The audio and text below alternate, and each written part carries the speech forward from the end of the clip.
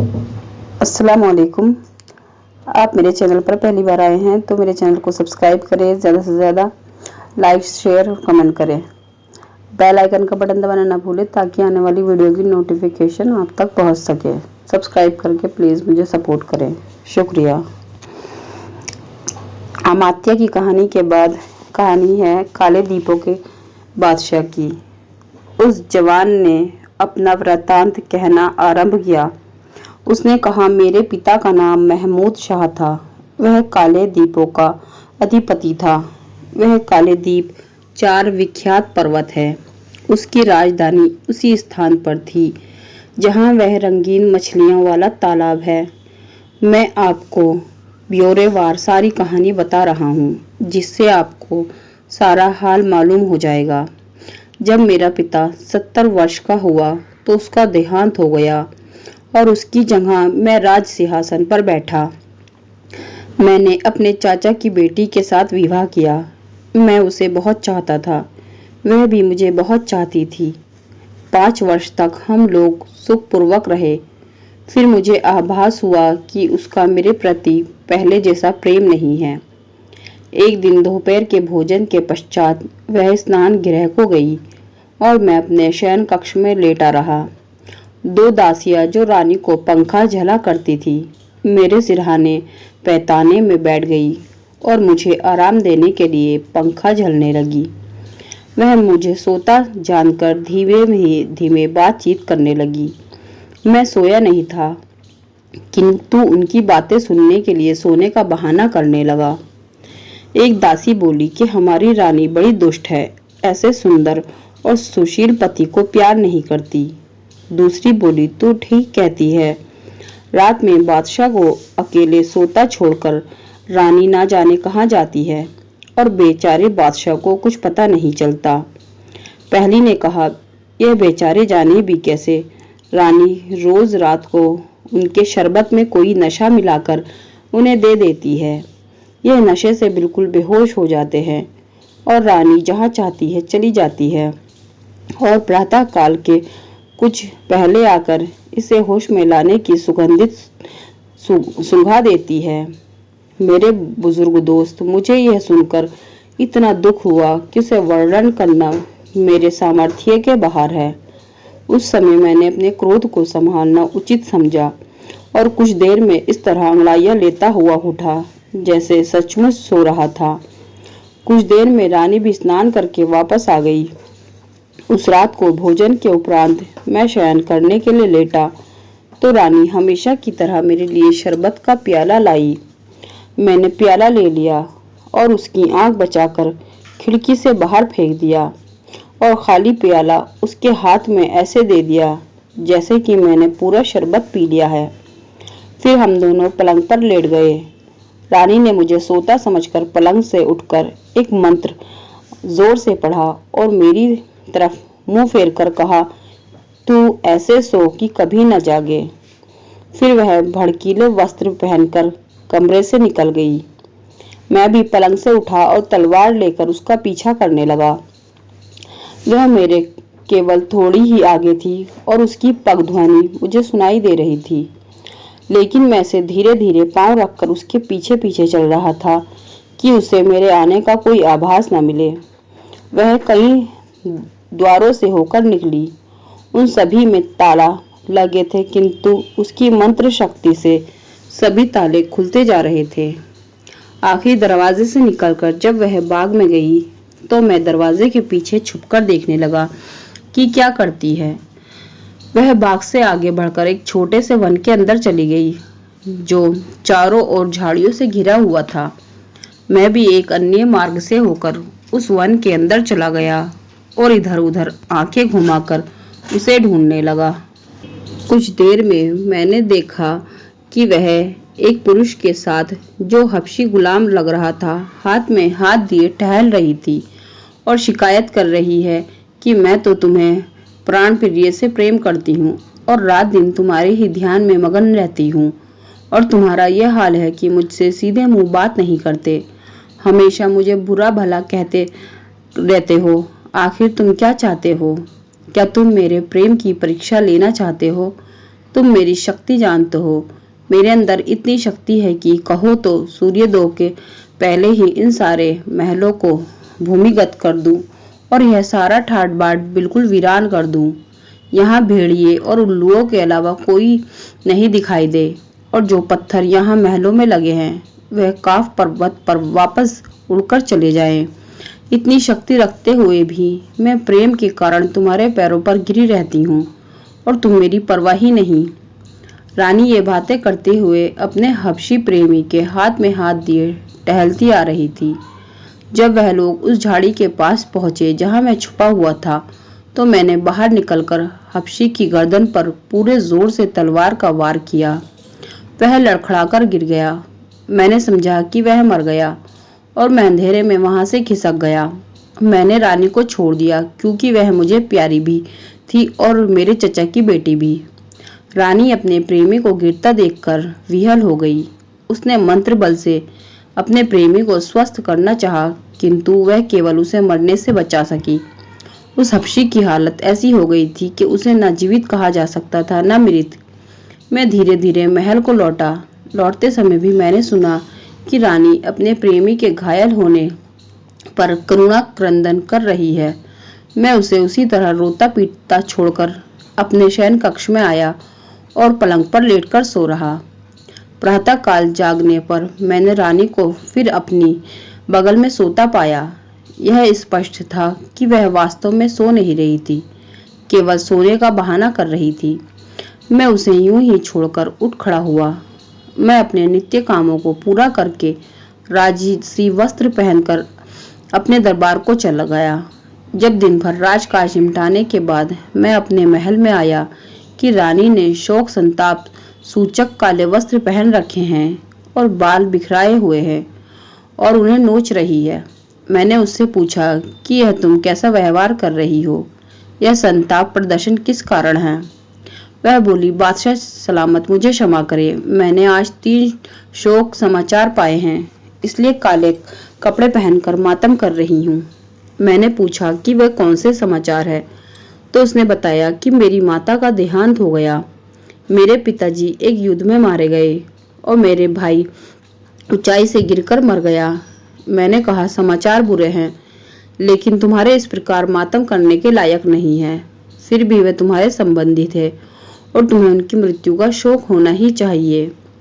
इसके बाद वह अपने कमरे में चली गई और मुझसे अलग होकर उसी प्रकार रोती पीटती रही। मैं उसके दुख का कारण जानता था, इसलिए मैंने उसे समझाने बुझाने की चेष्टा भी न की। 1 वर्ष तक यही हाल रहा। फिर उसने कहा कि मुझसे दुख नहीं संभलता, मैं एक मकबरा बनवाकर उसमें रात दिन रहना चाहती हूँ। मैंने उसे ऐसा करने की भी अनुमति दे दी। उसने एक बड़ा भारी गुंबद वाली मकबरे जैसी इमारत बनवाई जो यहाँ से दिखाई देती है और उसका नाम शौकागार रखा गया। जब वह गिरे बन चुका तो उसने अपने घायल प्रेमी हबशी को वहां लाकर रखा और स्वयं भी वहां रहने लगी। वह दिन में उसे एक बार कोई औषधि खिलाती थी और जादू मंत्र भी करती थी। फिर भी उसे ऐसा प्राणघातक घाव लगा था कि औषधि और मंत्रों के बल पर उसके केवल प्राण अटके हुए थे। वह ना चल पाता था, ना बोल पाता था, सिर्फ रानी को एक और टुक टुक देखा करता था। रानी के प्रेम को जीवित रखने के लिए इतना ही यथेष्ट था। वह उससे घंटों प्रेम की बातें करके अपने चित्त को सांत्वना दिया करती थी। दिन में 2 बार उसके समीप जाती थी और देर तक उसके पास बैठी रहती थी। मैं जानता था कि वह क्या करती है, फिर भी सारे कार्यकलाप ऐसे साधारण रूप से करता रहा जैसे मुझे कोई बात विदित नहीं है। किंतु एक दिन मैं अपनी उत्सुकता नहीं रोक सका और मैंने जानना चाहा कि वह अपने प्रेमी के साथ क्या करती है। मैं उस मकबरे में ऐसी जगह छुपकर बैठ गया जहां से रानी और उसके प्रेमी की सारी बातें दिखाई सुनाई दे, लेकिन उनमें से कोई मुझे ना देख सके। रानी अपने प्रेमी से कहने लगी कि इससे बड़ा दुर्भाग्य क्या हो सकता है कि मैं तुम्हें ऐसी विवशता की अवस्था में देखती हूँ। तुम सच मानो, तुम्हारी दशा देखकर मुझे इतना कष्ट होता है कि जितना स्वयं तुम्हें भी नहीं होता होगा। मेरे प्राण, मेरी जीवन धारा, मैं तुम्हारे सामने घंटों बैठी बातें करती हूँ और तुम मेरी एक बात का भी उत्तर नहीं देते। क्या तुम मुझसे एक बात भी करो तो मेरे चित्त को बड़ा धैर्य मिले, बल्कि मुझे बड़ी प्रसन्नता हो। खैर, मैं तो तुम्हें देखकर ही धैर्यता धारणा किए रहती हूँ। रानी इसी प्रकार अपने प्रेमी के सम्मुख बैठकर वार्तालाप करती रही। मुझे मुख से अपने रानी की दशा न देखी गई और उसका प्रेम मेरे हृदय में फिर उमड़ गया। मैं चुपचाप अपने महल में आ गया। कुछ देर में वह किसी काम से महल में आई तो मैंने कहा कि अब तुमने अपने सगे संबंधियों के प्रति बहुत शौक व्यक्त कर लिया, अब साधारण रूप से रानी जैसा जीवन बिताओ।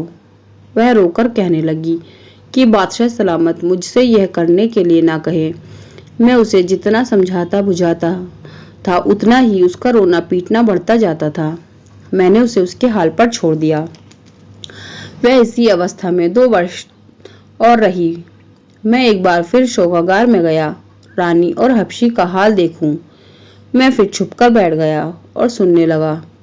रानी कह रही थी, प्यारे, अब तो 2 वर्ष बीत गए हैं और तीसरा वर्ष लग गया है। तुमने मुझसे एक बात भी नहीं की। मेरे रोने चिल्लाने और विलाप करने का तुम्हारे हृदय पर कोई प्रभाव नहीं होता। जान पड़ता है कि तुम मुझसे बात करने के योग्य नहीं समझते, इसलिए तुम अब मुझे देखकर आंखें भी बंद कर लेते हो।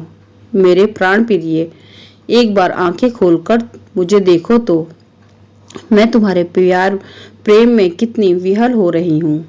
रानी की ये बातें सुनकर मेरे तन बदन में आग लग गई।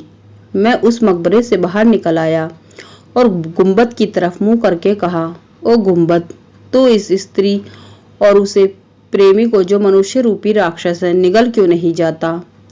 मेरी आवाज सुनकर मेरी रानी जो अपने हबशी प्रेमी के पास बैठी थी क्रोधान्त होकर निकल आई और मेरे समीप आकर बोली, अभागे दुष्ट, तेरे कारण ही मुझे वर्षों से शौक ने जकड़ रखा है। तेरे ही कारण मेरे प्रिय की ऐसी दयनीय दशा हो गई और वह इतनी लंबी अवधि से घायल पड़ा है। मैंने कहा है, मैंने ही इस कुकर्मी राक्षस को मारा है। यह इसी योग्य था और तू भी इस योग्य नहीं कि जीवित रहे, क्योंकि तूने मेरी सारी इज्जत मिट्टी में मिला दी है। यह कहकर मैंने तलवार खींच ली और चाहा कि रानी की हत्या कर दूं, किंतु उसने कुछ ऐसा जादू किया कि मेरा हाथ उठ ही ना सका। फिर उसने धीरे धीरे कोई मंत्र पढ़ना आरंभ किया, जैसे मैं बिल्कुल ना समझ पाया। मंत्र पढ़ने के बाद वो बोली, अब मेरे मंत्र की शक्ति देख। मैं आज्ञा देती हूँ कि तू कमर से ऊपर जीवित मनुष्य रहे और कमर से नीचे पत्थर बन जा। उसके यह कहते ही मैं वैसा ही बन गया जैसे उसने कहा था, अर्थात मैं न जीवित लोगों में रहा न मृतकों में। फिर उसने शोकागार से उठवाकर मुझे इस जगह लाकर रख दिया। उसने मेरे नगर को तालाब बना दिया और वहां एक भी मनुष्य नहीं रहने दिया। मेरे सभी दरबारी प्रजाजन मेरे प्रति निष्ठा रखते थे, अतएव उसने उन सबको अपने जादू से मछलियों में बदल दिया। इनमें जो सफेद रंग की मछलियां हैं वह मुसलमान हैं, लाल वाली अग्नि पूजक, काली मछलियां ईसाई और पीले रंग वाली यहूदी हैं। मैं जिन 4 काले दीपों का नरेश था, उन्हें उस स्त्री ने 4 पहाड़ियां बनाकर तालाब के चारों ओर स्थापित कर दिया। मेरे देश को उजाड़ और मुझे आधा पत्थर का बनवा कर भी उसका क्रोध शांत नहीं हुआ। वह यहाँ रोज आती है और मेरे कंधों और पीठ पर 100 कोड़े इतने जोर से मारती है कि हर चोट पर मेरे खून छलछला आता है। फिर वह बकरी के बालों की बनी एक खुरदरी काली कमली मेरे कंधों की ओर पीठ पर डालती है और उसके ऊपर सोने की तारकशी वाला भारी लबादा डालती है। यह वस्त्र मेरे सम्मान के लिए नहीं बल्कि मुझे पीड़ा पहुंचाने के लिए करती है और मेरा मजाक उड़ाकर कहती है कि दुष्ट, तू 4 दीपों का बादशाह है, फिर अपने को इस अपमान और दुर्दशा से क्यों नहीं बचाता।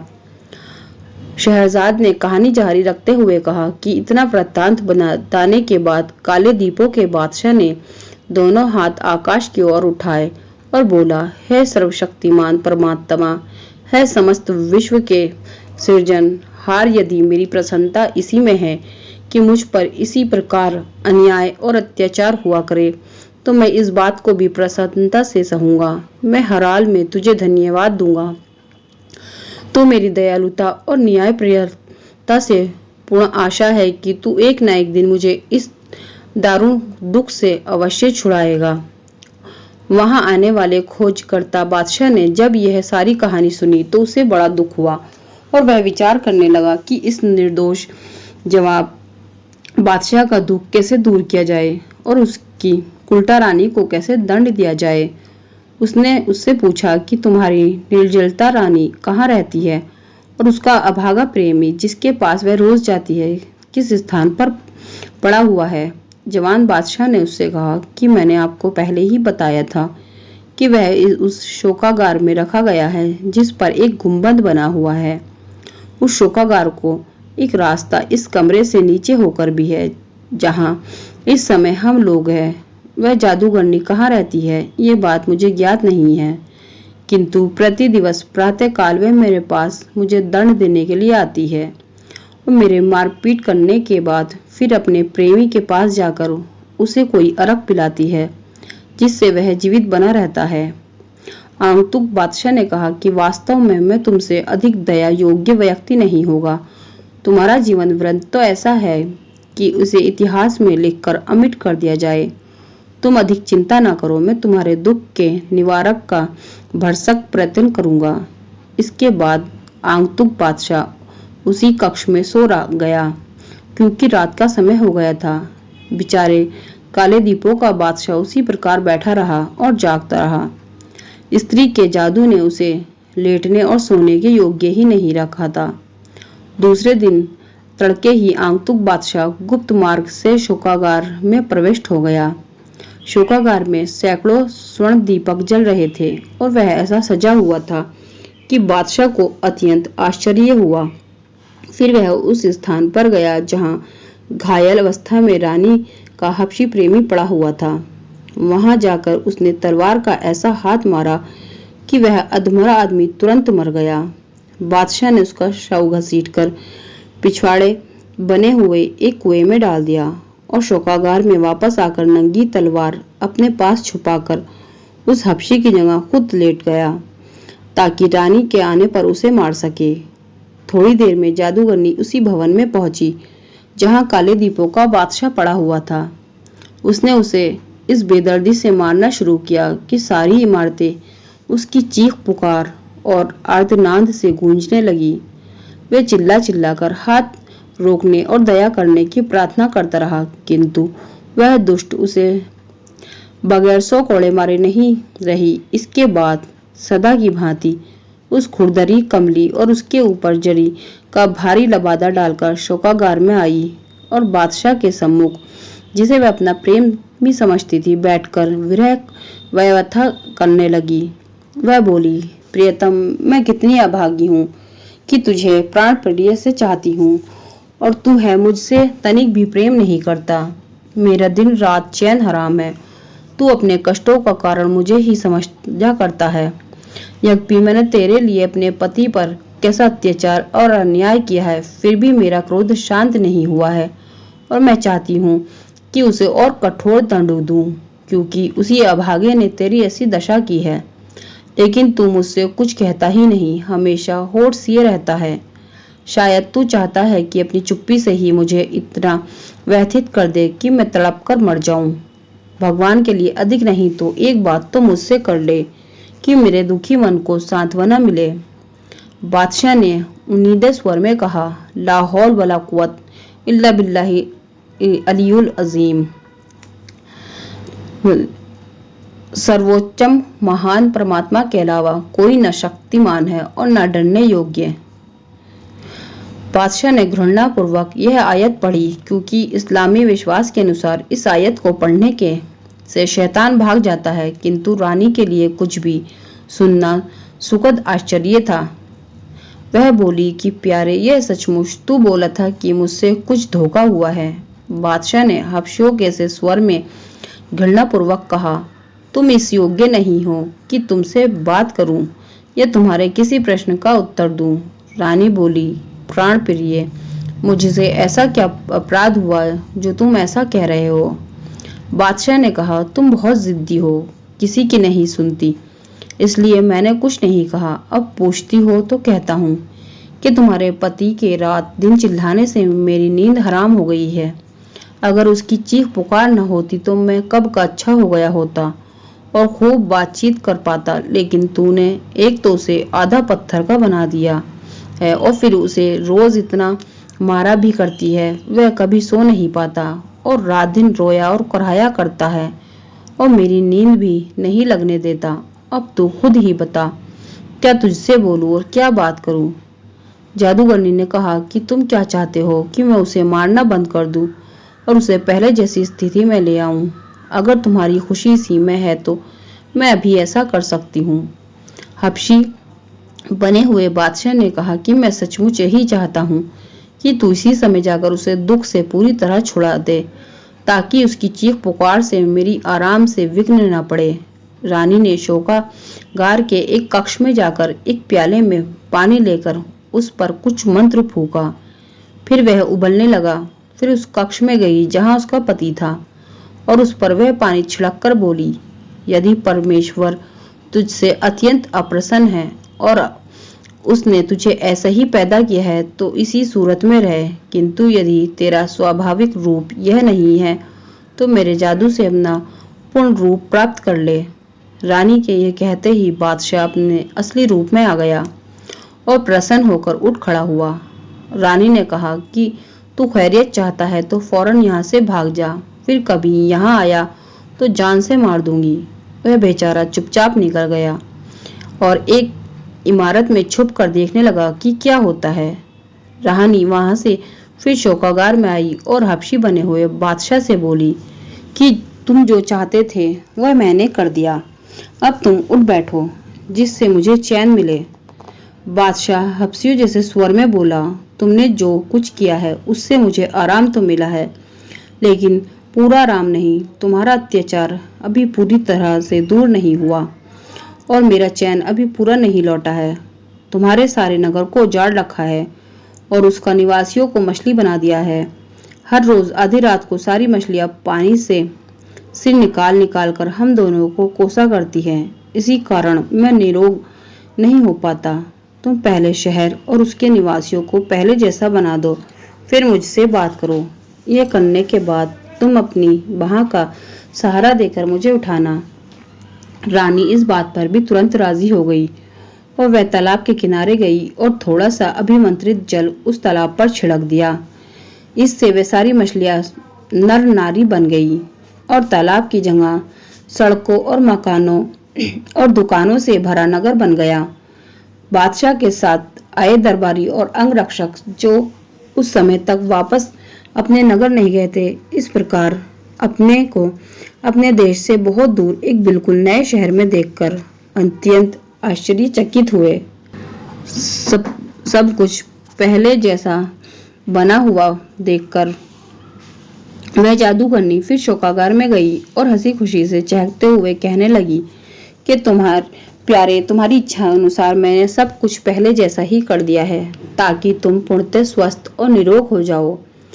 जब तुम उठो और मेरे हाथ में हाथ देकर चलो। बादशाह ने हबशियों के स्वर में कहा कि मेरे पास आओ। वह पास गई। बादशाह बोला, और पास आओ। वह उसके बिल्कुल पास आ गई। बादशाह ने उछलकर जादूगरनी की बाहें जकड़ ली और उसे एक क्षण भी संभलने के लिए ना दिया और उस पर इतनी जोर से तलवार चलाई कि उसके 2 टुकड़े हो गए। बादशाह ने उसकी लाश भी उसी कुएं में डाल दी जिसमें हबशी की लाश फेंकी थी। फिर बाहर निकलकर काले दीपों के बादशाह को खोजने लगा। वह भी पास के एक भवन में छुपा हुआ था, उसकी प्रतीक्षा कर रहा था। आगंतुक बादशाह ने उससे कहा कि अब किसी का डर ना करो, मैंने रानी को ठिकाने लगा दिया है। काले दीपों के बादशाह ने सविनय उसका आभार प्रकट किया और पूछा, अब आपका इरादा क्या है? अपने नगर को जाने का है। उसने जवाब दिया कि नगर ही जाऊंगा, लेकिन तुम अभी मेरे साथ चलो। हमारे महल में कुछ दिन भोजन और आराम करो, फिर अपने काले दीपों को चले जाना। जवान बादशाह ने कहा, क्या आप अपने नगर को यहाँ से निकट समझते हो? उसने कहा, इसमें क्या संदेह है, मैं तो 4-5 घड़ी के अंदर ही तुम्हारे महल में आ गया था। काले दीपों के बादशाह ने कहा, आपका देश यहाँ से पूरे 1 वर्ष की राह पर है। उस जादूगरनी ने अपने मंत्र बल से मेरे देश को आपके देश के निकट पहुंचा दिया था। अब मेरा देश फिर अपनी जगह पर वापस आ गया है। आगंतुक बादशाह को कुछ चिंता हुई। काले दीपों के बादशाह ने कहा, यह दूरी और निकटता कुछ बात नहीं है। मैं आपके उपकार से जीवन भर क्षण नहीं हो सकता। आगंतुक बादशाह अब भी चकराया हुआ था कि अपने देश से इतनी दूर कैसे पहुंच गया। काले दीपों के बादशाह ने कहा कि आपको इतना आश्चर्य क्यों हो रहा है? आप तो उस स्त्री के जादू की शक्तियां स्वयं ही देख चुके हैं। आगंतुक बादशाह ने कहा कि खैर, अगर दोनों देशों में इतनी दूरी है तो तुम मेरे देश न जाना चाहते हो तो ना चलो, लेकिन मेरे कोई पुत्र नहीं है, इसलिए मैं चाहता हूँ कि मैं तुम्हें अपने देश का युवराज भी बना दूं, ताकि मेरे मरणोपरांत मेरे राज को भी तुम संभालो। काले दीपों के बादशाह ने यह स्वीकार कर लिया और 3 सप्ताह की तैयारी के बाद सेना और कोष का प्रबंधक करके आगंतुक बादशाह के साथ उसकी राजधानी के लिए उसके साथ रवाना हुआ। उसने 100 ऊंटों पर भेंट की बहुमूल्य वस्तुएं लदवाई और अपने 50 विश्वस्त सामंतों और भेंट का सामान लेकर वह आगंतुक बादशाह के साथ उसकी राजधानी की ओर रवाना हुआ। जब उस बादशाह की राजधानी कुछ दिन की राह पर रह गई तो कार्य भेज दिया गए कि बादशाह के पुनर्ग्रामन का निवास उसके भृत्यों और नगर निवासियों को दे दे। जब वह अपने नगर के निकट पहुंचा तो उसके सारे सरदार और दरबारी उसके स्वागत को नगर के बाहर आए और बादशाह की वापसी पर भगवान को धन्यवाद देने के बाद बताया कि राज्य में सब कुशल है। नगर में पहुंचने पर बादशाह का नगर निवासियों ने हार्दिक स्वागत किया। बादशाह ने पूरा हाल कहकर काले दीपों के बादशाह को अपना युवराज बनाने की घोषणा की और 2 दिन बाद उसे समारोह पूर्वक युवराज बना दिया गया और सामंतों दरबारियों ने युवराज को भेंट दी। कुछ दिन बाद बादशाह और युवराज में मछुआरे को बुलाकर उसे अपार धन दिया, क्योंकि उसी के कारण युवराज का कष्ट कटा था। फ्रेंड्स, आपको ये कहानी पसंद आई है तो मेरे चैनल को ज़्यादा से ज़्यादा सब्सक्राइब करें, लाइक, शेयर और कमेंट करें। शुक्रिया।